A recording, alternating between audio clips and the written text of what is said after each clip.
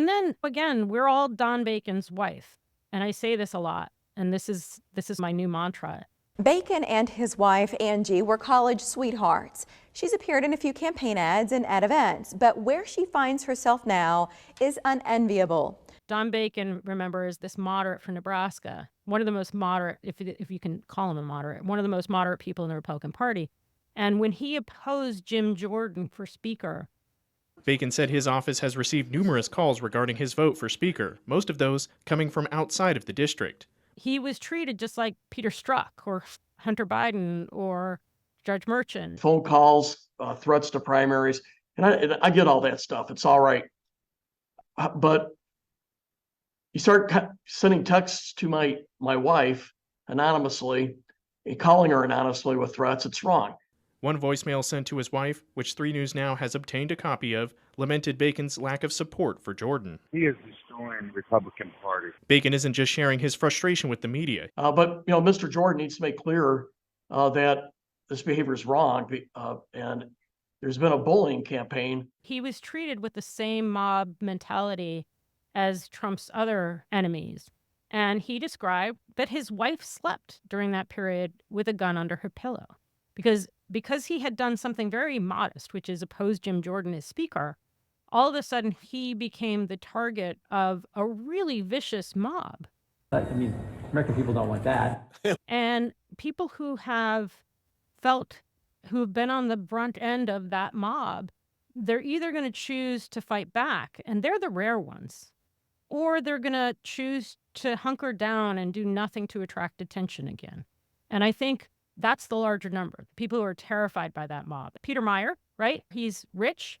He's former military. He was the first freshman, lawmaker ever to vote to impeach a president of his own party. And when he voted to impeach Donald Trump, he started wearing body armor. In an interview with Politico magazine, Meyer said he'll now support whomever the 2024 GOP nominee is. Amid little doubt, it's likely to be Trump. And he's doing more than that for the former president. He submitted a court filing arguing that Trump's name should be allowed to appear on Michigan ballots amid debate over whether Trump is disqualified from the presidency because of his conduct on January 6th. Mitt Romney, right? Rich, voted to impeach, and started hiring security because he could. Now to Utah Senator Mitt Romney. The 2012 GOP presidential nominee announced he will not run for re-election next year and will retire from the Senate. Everyone besides Peter Meyer and Mitt Romney can't afford that personal security to defend against the mob, and so many of them capitulate.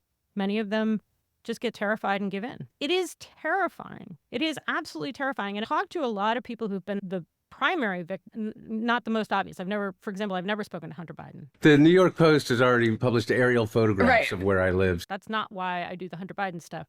But I've talked to other key victims of this story, and most of them are like, I have managed to rebuild my life after being targeted by Donald Trump, and I'm not willing to invoke that wrath again. If everyone who had been targeted by Donald Trump came out on the same day and said, I'm not going to do it anymore, none of us are going to do it anymore, there'd be too many targets for the mob, right? There'd be too many people for the mob to hit. But Donald Trump just serially targets one after another person, and they become the focus of the mob. And then, like these jurors who just voted to convict Donald Trump, they're being doxxed as we speak. They don't have private security. What is going to happen to these people? What is going to happen to these people when the entire mob of the Republican Party starts going after them? And I don't know the answer to that. And how do we tie that mob violence to Donald Trump? Here's the trick. It actually is genuinely hard, with the exception of one or two people like Tyler Toronto. A U.S. Navy veteran. He was arrested last week outside former President Obama's Washington, D.C. neighborhood. Nearby, federal agents say they found his van with 2 guns, hundreds of rounds of ammunition, and a machete. He's a veteran, suffers from mental illness, joined in January 6th, and then one day on Truth Social took the address that Donald Trump himself RT'd for Barack Obama. And then this mentally ill man who had been trained in the military starts stalking Barack Obama's neighborhood. But there are other issues on the table right now. They're seeking to have Toronto held in jail, alleging he threatened to detonate a vehicle. Against Democratic Congressman Jamie Raskin, who you might recall led the second Trump impeachment. His January 6 crimes were just trespassing. Same with the guy who attacked the Cincinnati FBI office, by the way. An armed man who allegedly tried to break into FBI Cincinnati field office was shot and killed by police during an hours-long standoff today. The suspect has been identified as 42-year-old Ricky Schiffer. So what do we know about this man? According to CNN, a social media account with his name shows a post made referencing an attempt to storm an FBI office. It was published on Truth Social, Donald Trump's platform. He was being investigated for low-level crimes on January 6th.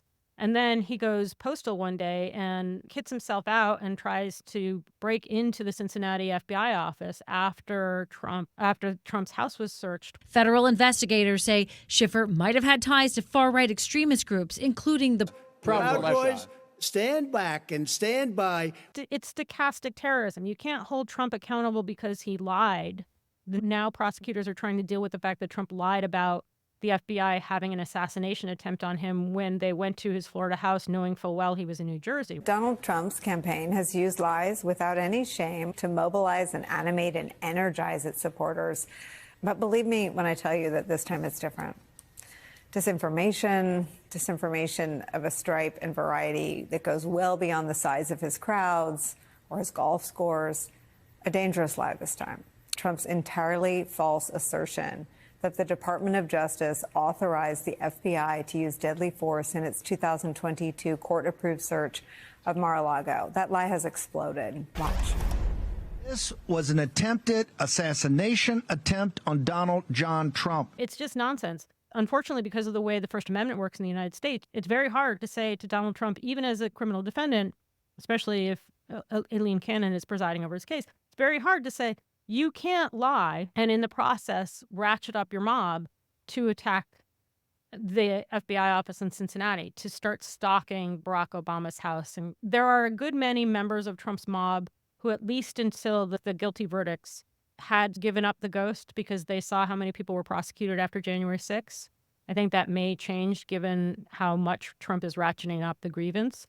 But you're always going to have a Ricky Schiffer. You're always going to have a guy, that one guy who decides to kid himself out personally and go try and take down the Cincinnati FBI office. Or this guy, Tyler Toronto, unwell.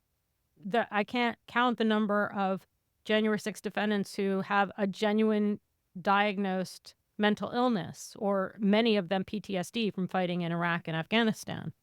And they are much more susceptible to Trump's stochastic terrorism. They just are.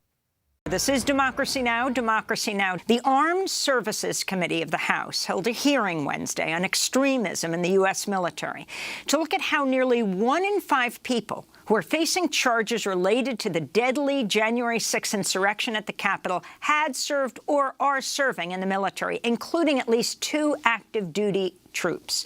One of the experts asked to testify at Wednesday's hearing was Leisha Brooks, chief of staff at the Southern Poverty Law Center, who said the military has long failed to adequately address far-right extremism in the ranks.